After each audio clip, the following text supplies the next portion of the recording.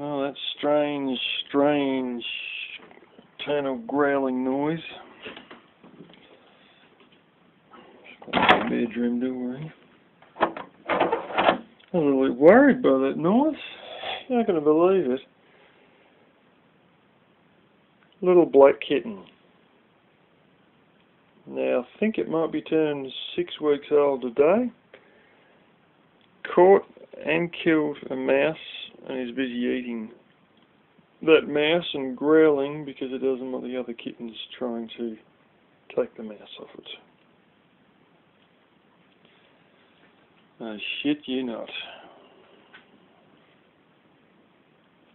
6 weeks old. Might be just about 6 weeks old on the dot, actually, come to think of it. Because it was early in the morning that the kitty went into labour. And, bingo. Killed a mouse already. I thought I was stranded. It's been raining. I don't know if I can get to the store to get provisions, regardless of the fact that I'm a prepper with 6 months worth of shit backed up. Some son of a bitch has stolen my car overnight. I didn't get the upper ball joint done. The parents offered me a car. I said, what's the point? It's going to be done by the end of the day. I'll start it the next day.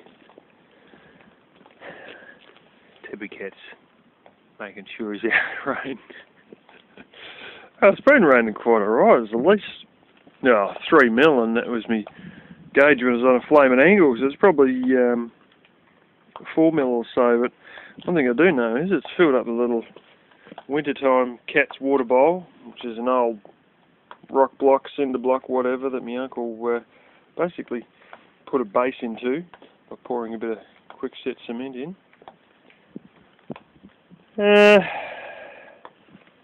Yeah, I'm going to start doing the wall. It's probably not a better day to do the wall, and I've got to do a couple of dishes. I've always got to do dishes, but always avoid it. But I don't have that many to do. Might do some washing too. What do you reckon, little kitty?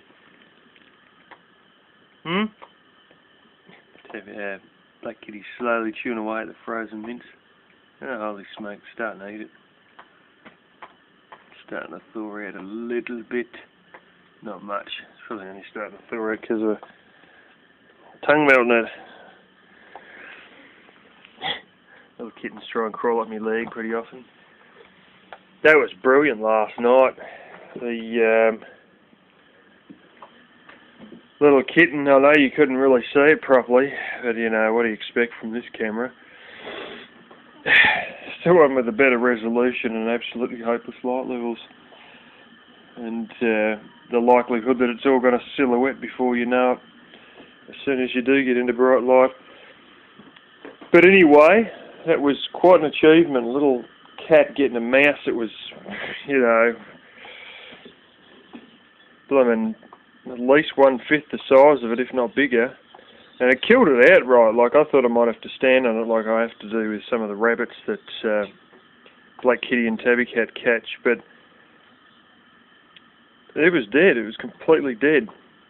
And the only thing I was having trouble with was getting the blimmin' teeth through the skin of the mouse. And eventually it ate it all. But I mean, it had it here, and there's not a sign of anything left, so I think it ate the whole flaming lot. It's fun having little kittens in the house. They're full of excitement, aren't they, hey? Very excited? I think that's a little cat there who got the... Come on, buddy. That's the one there who got the mouse.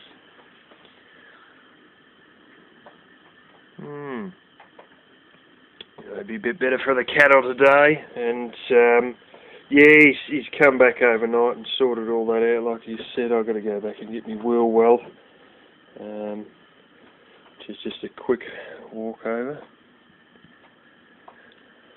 Anyway, I better get on and whack this, have a bit of breakfast and whack this stuff up to give it a good enough chance to be able to dry. Little 1-inch brush. My brother-in-law and sister go and get these brushes worth $30 each.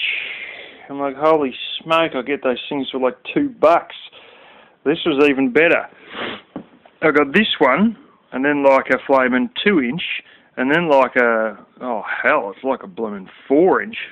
At least it's probably only a 3-inch. $3.75, I think it was, for 1-inch, 2-inch, and 3-inch brush in a pack. You know, there's a reason why I often don't get too paranoid about washing brushes out.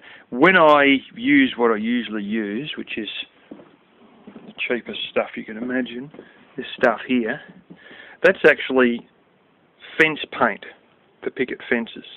Now, with that in mind, it's going to be, you know, good for exterior use and keep the water out. This is the stuff that's $5 a litre. And it's pretty, like, it's good stuff. You know, I've had it on for a few years and on the back of the house, back in my bedroom, near where the vent goes out at the ceiling there. I've had it on for years. Nothing wrong with it.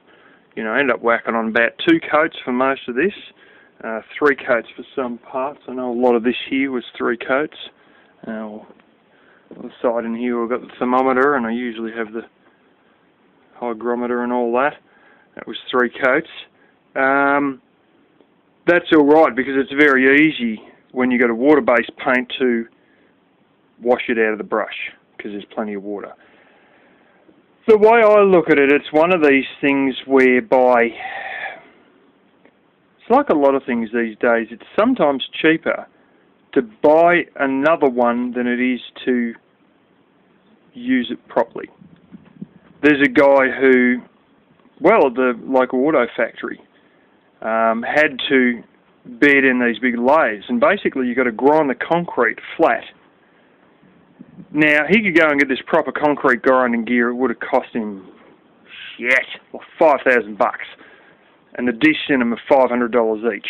Well, what he done instead was he got these cheap blasted belt sanders or something like this, or it might have been cheap angle grinders with a stone grinding disc. I've actually got a stone cutting disc here. It's a stone cutting disc.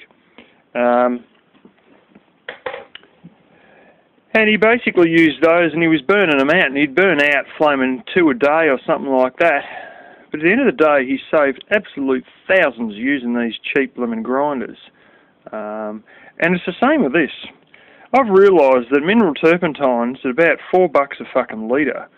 It's cheaper just to throw the damn brush out and buy another brush for $2 or $1.80 or something like that than it is to spend $4 a litre on your bloomin' mineral terps cleanup. So, you know, it's one of these things that it doesn't make sense, but then it does make sense purely because of things being so cheap from China. But this, of course, you know, if I keep it wet enough and wash it out, I'll be able to get the glue out of it. But, you know, I've never bought mineral terps for washing brushes because you just make sure the job's fully ready and off you go. And on top of that, I only ever get water-based paint or spray cans. So it's not really a problem, but that's just a little idea I thought I'd lay on you guys. I mean, it is the disposable world that we're living in, and things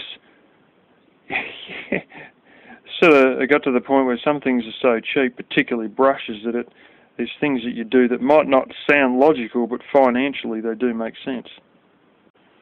It's been raining all morning, but as I was talking away about the paintbrush here, I noticed something. It's all very hazy. I mean, it's real hazy. I had a funny feeling that isn't humidity. And it definitely isn't rain. And when rain stops, it comes clear straight away, unless there's extreme humidity, in which case, aside from Western Australia, this is exceedingly not humid place. As you guys seen the other day, you know, 35, 37% humidity. So either this will clear before you know it, or somebody's lit a fire somewhere that's a little bit out of control. And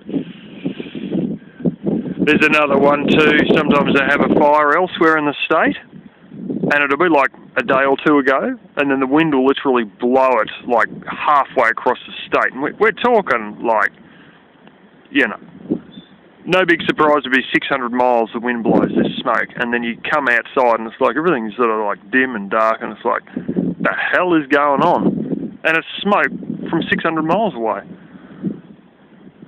It's starting to clear a little bit now, so it might just be moisture, but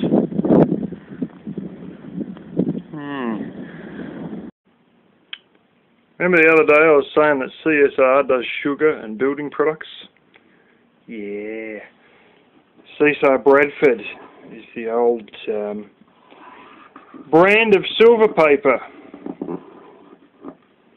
This is not the other stuff, like I got the big roll there. That's like a Hessian-based, plastic Hessian-based sort of stuff, and as a result that's sort of breathable because of all the little overlapping bits of plastic. This stuff though is literally on some form of paper. This came out of my grandfather's place. I've had this since I first was fixing the house up, and it's just a little tiny strip that I got left that's just wide enough to fit in between the noggins here. Actually it's a bit wider than the noggin, so I'm trimming off little strips to make it fit, but I thought I'd better use all that up. You know, there's no point going through a new roll if you've got all these leftover little bits and pieces that you can use up first, and then then go on to your big roll. It's only common sense. But anyway, this SOB, I've done everything trying to get it open, did not want to come. Ended up drilling a 1/2-inch hole in the top to get it out, and I've just put a bit of tape over. I'm probably going to have to pull the tape back off again later, because I'm going through it rather quick. Stupid me, I didn't get that edge there. I'll have to get that flaming edge properly, put it underneath it. But anyway, I'll continue on with all this. I wiped it all with a towel just before breakfast to try and get some of the dust off of it. I'll leave that for the day, and then I'll come back the next day and do the polystyrene. I'll probably stick that on with the some of the other leftover glue. That was originally glue I bought for the cardboard house. It doesn't sort of expand to fill any gaps. You know, it's just basic PVC. It's actually exterior PVC, interior, exterior, aqua here, Sally. So that's actually quite a good one, a better brand in the exterior, and yeah, it doesn't foam, so it wasn't always like it doesn't fill any gaps, so it wasn't the best. But I bought that at the start of the cardboard house, and then the other stuff I bought was a polyurethane foaming glue, which should sort of help make some things that weren't perfectly straight sort of fit anyway, because it would foam a couple of mil. And I've still got some of that left, so I'm doing this with the PVA glue, and then I'll come back with the polyurethane the next day, because of the slight incidence of ripples and crap. It'd be good to have the foaming glue over the top of that, but all this glue is just left over from the cardboard house, which may explain why, you know, like damn near 2 years later it's a bit hard to get the lid off. But it's all still liquid inside, as is some of the polyurethane glue. Don't have a great deal of that left, but still I'm going to have more than I need, far more than I need, just to do this, and give, you know, use up all this blooming polystyrene I got, and try and give this a bit more warmth in the winter, and fingers crossed coolness in the summer, and maybe at a later date, most likely at a later date, I'll probably actually close all this in the winter, as I'll try and do with this other wall here and the other one over near the fridge. I'll clean that one out in about 5 seconds flat, so that'll get used again. I sort of like this here. That's the old bit of a wall around the house or whatever. It's sort of raised up on this side a little bit and then drops down, so it means when you use the tap there, you don't go back with blooming muddle under your boots and everything like that and then walk mud into the house. Just stand on the rocks, and yeah, she just all settles down there, and yeah. Anyway, I got all that up and let that dry. It does feel sort of humid. That may have been the haze over there, because it's trying to warm up, but we've still got sort of almost solid clouds above us, which is one of the few times in the year where it actually will get humid when it's trying to... it's had rain, the clouds are still around, and then the sun tries to come out. And, yeah. Anyways, suppose I've got to get on with the washing and whatnot. Just looking around Etsy, getting a bit of an idea of some of the things I could make. I once used to dabble in jewellery, and I'm not going to show you my entire jewellery, my entire silver stash, but in there I've got a letter opener that I made a wood copy of, and they done a wax cast, silicon cast, and then a silver cast, which is the way they generally go ahead and cast silver. And I thought to myself, I could make silver knives or silver swords, and I reckon, given some of the prices of these knives, people are willing to pay $300 for a Damascus steel one. Now, what about if I made that solid sterling silver? And, you know, I know the old silver is, well, the cast stuff that I've dealt with is pretty strong. And I think you could sharpen it to a reasonably good edge. Plus, there's a guaranteed value of it in the scrap silver afterwards. Even if you don't like it, it still retains some value with a sheer amount of silver in it. But this is interesting here. This gave me a few roadkill recipe ideas.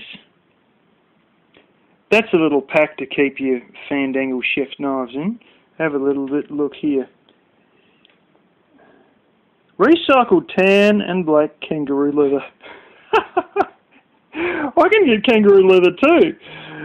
All I got to do is drive around looking for roadkill, pick it up, chuck it in the back, and take it back and start setting it with leather. I'm not great with leather, although my parents did at one point turn a calf skin into a leather mat rug thing, floor covering. It was as stiff as all fuck, believe me, but holy smoke, it was thick leather too. And so I've sort of seen it done. They stretched it out, and there was an old house that was across the road from us that had termites come in, but the floor was still alright, so they stretched this skin out, and they belted nails through the sides of it after they swept the floor. They belted nails through the sides of it as they had it stretched out, so that it would sort of not shrivel up when it's set. It was sort of alright, but there's guys around here who have a bit of a clue about leather stuff. There's a lot of ideas I'm getting. Fire pits, I'll be definitely able to do some fire pits, or any sort of wood stove thing, all from recycled, upcycled, reused, recovered, whatever you want to call it, second-hand. It's just all those other words are a nice way of saying second-hand steel. And it's not just that. There's quite a few different bits and pieces here.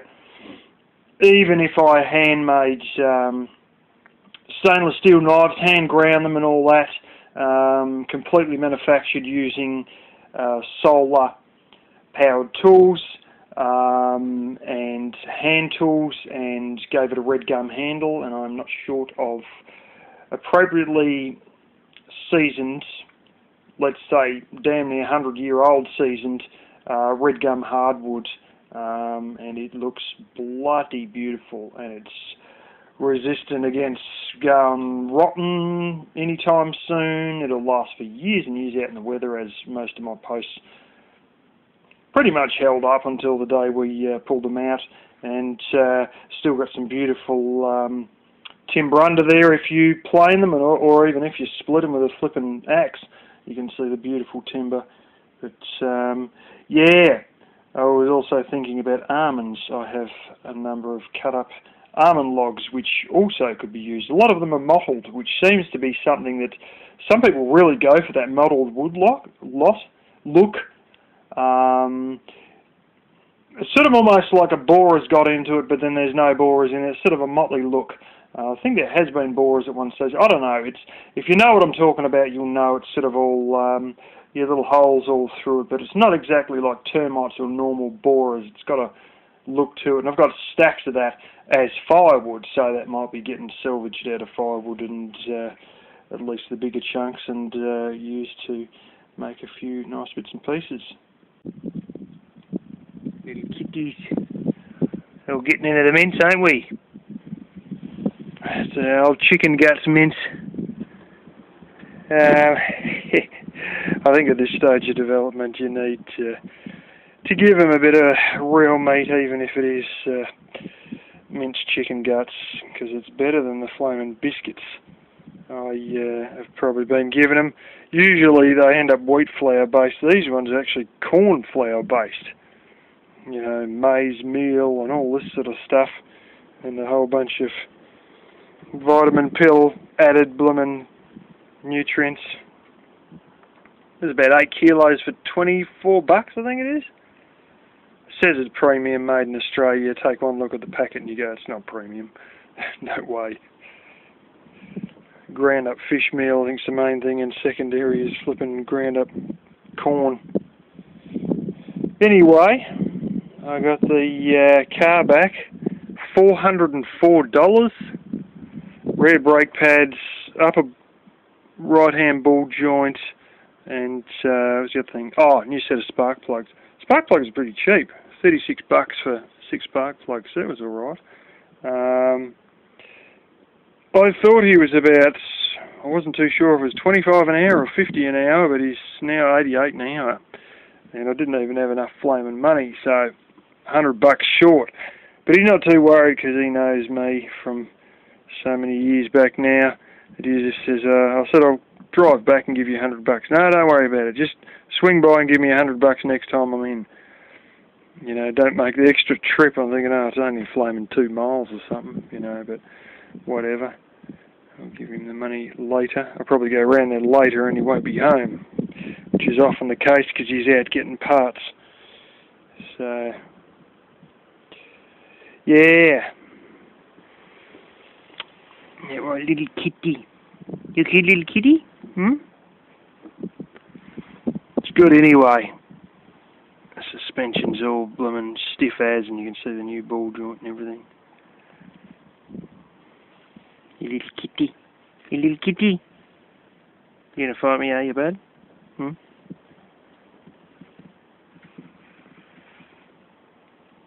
God, you never stand up to a rat like that. Anyway, we're making this thing. Got a damn hole saw that, broken bloody, you know, your centre drill bit, your pilot drill bit. That was busted out and squirreled the hell out of everything, and just saw, this is a heap of shit, and went berserk and ended up actually jumping on the bloody thing and squashing it. Sick to death of crap hole saws, and I spent about an hour and a half looking for the good hole saw that I know I have. It's an expensive one that goes straight through steel. I've gone through flipping 1/8 inch steel that bat an eyelid with this thing, and I can't find it. I got it somewhere, I buggered it for nowhere. So anyway, I went snippety snip and grindy grind to the angle grinder, and sort of cut a bit of a asterisk style pattern into this, and then made a few more with the aviation snips there. And yeah, what I'll try and do is might even try and rivet it on or something, work some way out of trying to attach it to the end there on the left side, you can see.